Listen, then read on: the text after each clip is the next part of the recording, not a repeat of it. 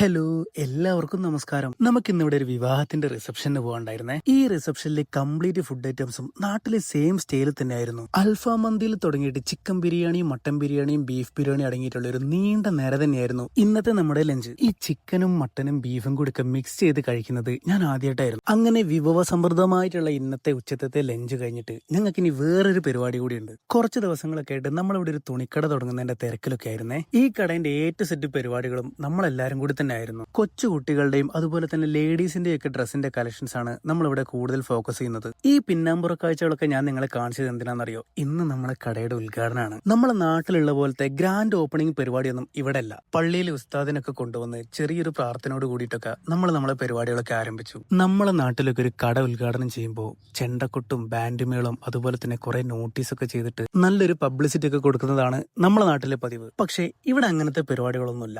Only mouth publicity.